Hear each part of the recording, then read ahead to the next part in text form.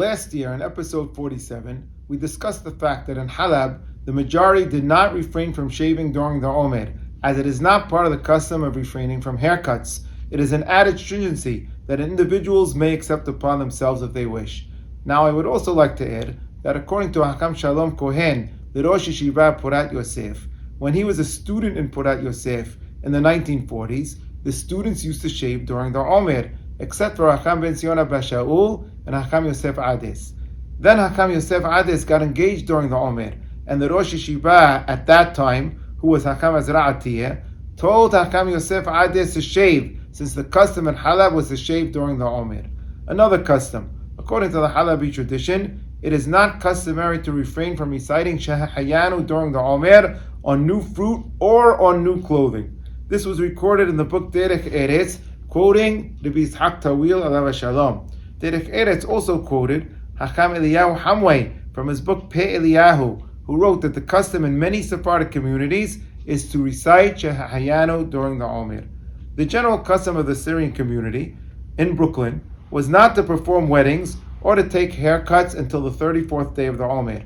Only some individuals accepted an additional stringency upon themselves with regards to shaving. With regards to Shehayanu, the custom is to be lenient for both new fruit and new clothing.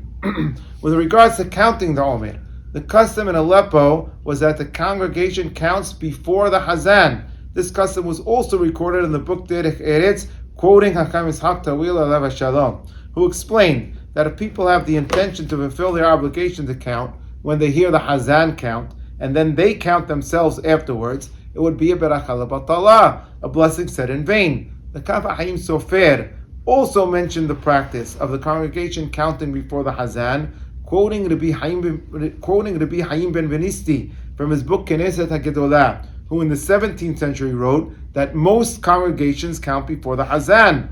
The Kaf Haim also quoted Rabbi Yitzhak Palaji from his book Yefei Leleb, who in the 19th century wrote that some congregations count before the Hazan. Both Rabbi Haim ben Benisti and Rabbi Yitzhak Palaji lived in Turkey. What about the concern that if the congregation counts first, some will accidentally count the wrong night? Rabbi Shlomo Saka Antebi quoted Abraham Dweck, who told him that the congregation formed small groups who each announced what number they counted the previous night before they all recited the blessing and counted. One more custom, counting the Omer again in Shahrit every morning. Hakam Abraham Antebi, who was the chief rabbi of Halab in the 19th century, wrote in his book Chokhmah Umusar. And the custom here in Aram Soba is so nice. Immediately after the Hazan completes the Hazara, everyone stands and counts the Omer out loud without a blessing. And in this way, they do not lose the blessing on the other nights if they forgot to count on the previous night.